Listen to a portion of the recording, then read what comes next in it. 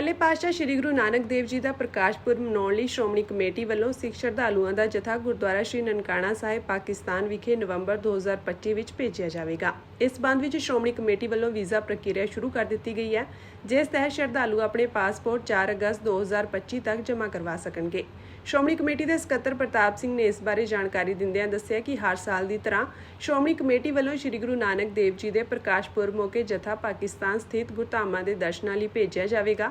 ਉਨ੍ਹਾਂ ਦੱਸਿਆ ਕਿ ਜਿਹੜੇ ਸ਼ਰਧਾਲੂ ਇਸ ਇਤਿਹਾਸਕ ਪੁਰਬ ਮੌਕੇ ਪਾਕਿਸਤਾਨ ਸਥਿਤ ਗੁਰਦੁਆਰਾ ਪ੍ਰਕਾਸ਼ ਸਥਾਨ ਸ਼੍ਰੀ ਨਨਕਾਣਾ ਸਾਹਿਬ ਸਮੇਤ ਹੋਰ ਗੁਰਧਾਮਾਂ ਦੇ ਦਰਸ਼ਨ ਕਰਨਾ ਚਾਹੁੰਦੇ ਹਨ, ਉਹ ਆਪਣੇ ਪਾਸਪੋਰਟ ਸ਼੍ਰੋਮਣੀ ਕਮੇਟੀ ਦੇ ਹਲਕਾ ਮੈਂਬਰ ਦੀ ਸਿਫਾਰਿਸ਼ ਤਹਿਤ 4 ਅਗਸਤ 2025 ਤੱਕ ਸ਼੍ਰੋਮਣੀ ਕਮੇਟੀ ਦਫ਼ਤਰ ਵਿਖੇ ਯਾਤਰਾ ਵਿਭਾਗ ਵਿੱਚ ਭੇਜਣ।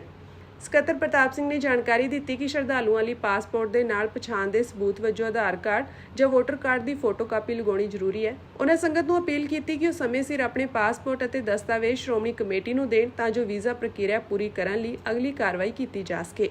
ਸ਼੍ਰੀ ਗੁਰੂ ਨਾਨਕ ਦੇਵ ਜੀ ਦੇ ਪ੍ਰਕਾਸ਼ ਦਿਹਾੜੇ ਦੇ ਸੰਬੰਧ ਵਿੱਚ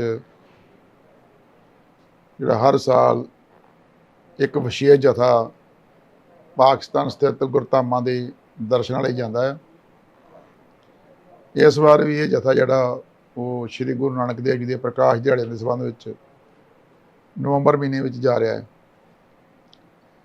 ਇਸ ਜਥੇ ਲਈ ਜਿਨ੍ਹਾਂ ਸੰਗਤਾਂ ਨੇ ਦਰਸ਼ਨ ਕਰਨ ਜਾਣਾ ਹੈ, ਉਹ ਆਪਣੇ ਪਾਸਪੋਰਟ 4/8/2025 4 ਅਗਸਤ 2025 ਤੀਕ ਆਪਣੇ ਹਲਕੇ ਦੇ ਮੈਂਬਰ ਸਾਹਿਬ ਸ਼੍ਰੋਮਣੀ ਕਮੇਟੀ ਦੀ ਸਿਫਾਰਿਸ਼ ਪਵਾ ਕੇ ਅਤੇ ਆਧਾਰ ਕਾਰਡ ਜਾਂ ਕੋਈ ਸ਼ਨਾਖਤੀ ਕਾਰਡ ਕੋਈ ਵੀ ਆਇਡੈਂਟੀ ਪ੍ਰੂਫ ਜਿਹੜਾ ਨਾਲ ਲਾ ਕੇ 4/8/2025 ਤੱਕ ਦਫ਼ਤਰ ਸ਼੍ਰੋਮਣੀ ਕਮੇਟੀ ਕੋਲ ਭੇਜ ਦਿੱਤੇ ਜਾਣ ਤਾਂ ਜੋ ਸੰਗਤਾਂ ਜਿਹੜੀਆਂ ਉਹ ਆਪਣੇ ਵਿਛੜੇ ਗੁਰਧਾਮਾਂ ਦੇ ਦਰਸ਼ਨ ਦੀਦਾਰ ਕਰਕੇ ਗੁਰੂ ਮਹਾਰਾਜ ਦੀਆਂ ਖੁਸ਼ੀਆਂ ਪ੍ਰਾਪਤ ਕਰ ਸਕਣ।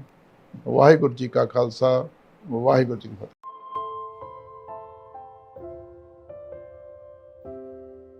ਪਹਿਲੇ ਪਾਤਸ਼ਾਹ ਸ੍ਰੀ ਗੁਰੂ ਨਾਨਕ ਦੇਵ ਜੀ ਦਾ ਪ੍ਰਕਾਸ਼ ਪੁਰਬ ਮਨਾਉਣ ਲਈ ਸ਼੍ਰੋਮਣੀ ਕਮੇਟੀ ਵੱਲੋਂ ਸਿੱਖ ਸ਼ਰਧਾਲੂਆਂ ਦਾ ਜਥਾ ਗੁਰਦੁਆਰਾ ਸ਼੍ਰੀ ਨਨਕਾਣਾ ਸਾਹਿਬ ਪਾਕਿਸਤਾਨ ਵਿਖੇ ਨਵੰਬਰ 2025 ਵਿੱਚ ਭੇਜਿਆ ਜਾਵੇਗਾ। ਇਸ ਸੰਬੰਧ ਵਿੱਚ ਸ਼੍ਰੋਮਣੀ ਕਮੇਟੀ ਵੱਲੋਂ ਵੀਜ਼ਾ ਪ੍ਰਕਿਰਿਆ ਸ਼ੁਰੂ ਕਰ ਦਿੱਤੀ ਗਈ ਹੈ, ਜਿਸ ਤਹਿਤ ਸ਼ਰਧਾਲੂ ਆਪਣੇ ਪਾਸਪੋਰਟ 4 ਅਗਸਤ 2025 ਤੱਕ ਜਮ੍ਹਾਂ ਕਰਵਾ ਸਕਣਗੇ। ਸ਼੍ਰੋਮਣੀ ਕਮੇਟੀ ਦੇ ਸਕੱਤਰ ਪ੍ਰਤਾਪ ਸਿੰਘ ਨੇ ਇਸ ਬਾਰੇ ਜਾਣਕਾਰੀ ਦਿੰਦਿਆਂ ਦੱਸਿਆ ਕਿ ਹਰ ਸਾਲ ਦੀ ਤਰ੍ਹਾਂ ਸ਼੍ਰੋਮਣੀ ਕਮੇਟੀ ਵੱਲੋਂ ਸ੍ਰੀ ਗੁਰੂ ਨਾਨਕ ਦੇਵ ਜੀ ਦੇ ਪ੍ਰਕਾਸ਼ ਪੁਰਬ ਮੌਕੇ ਜਥਾ ਪਾਕਿਸਤਾਨ ਸਥਿਤ ਗੁਰਧਾਮਾਂ ਦੇ ਦਰਸ਼ਨਾਂ ਲਈ ਭੇਜਿਆ ਜਾਵੇਗਾ।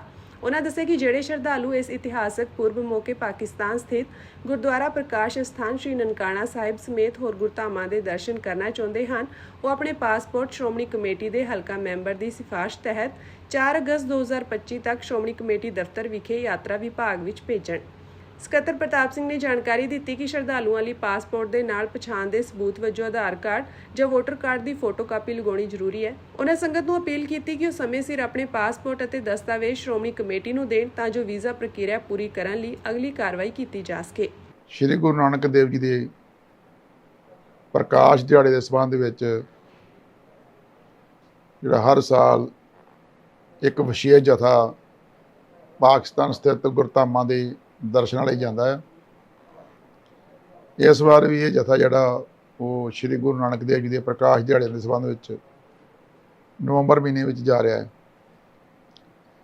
ਇਸ ਜਥੇ ਲਈ ਜਿਨ੍ਹਾਂ ਸੰਗਤਾਂ ਨੇ ਦਰਸ਼ਨ ਕਰਨ ਜਾਣਾ ਹੈ, ਉਹ ਆਪਣੇ ਪਾਸਪੋਰਟ 4/8/2025 4 ਅਗਸਤ 2025 ਤੀਕ ਆਪਣੇ ਹਲਕੇ ਦੇ ਮੈਂਬਰ ਸਾਹਿਬ ਸ਼੍ਰੋਮਣੀ ਕਮੇਟੀ ਦੀ ਸਿਫਾਰਿਸ਼ ਪਵਾ ਕੇ ਅਤੇ ਆਧਾਰ ਕਾਰਡ ਜਾਂ ਕੋਈ ਸ਼ਨਾਖਤੀ ਕਾਰਡ ਕੋਈ ਵੀ ਆਇਡੈਂਟੀ ਪ੍ਰੂਫ ਜਿਹੜਾ ਨਾਲ ਲਾ ਕੇ 4/8/2025 ਤੱਕ ਦਫ਼ਤਰ ਸ਼੍ਰੋਮਣੀ ਕਮੇਟੀ ਕੋਲ ਭੇਜ ਦਿੱਤੇ ਜਾਣ ਤਾਂ ਜੋ ਸੰਗਤਾਂ ਜਿਹੜੀਆਂ ਉਹ ਆਪਣੇ ਵਿਛੜੇ ਗੁਰਧਾਮਾਂ ਦੇ ਦਰਸ਼ਨ ਦੀਦਾਰ ਕਰਕੇ ਗੁਰੂ ਮਹਾਰਾਜ ਦੀਆਂ ਖੁਸ਼ੀਆਂ ਪ੍ਰਾਪਤ ਕਰ ਸਕਣ।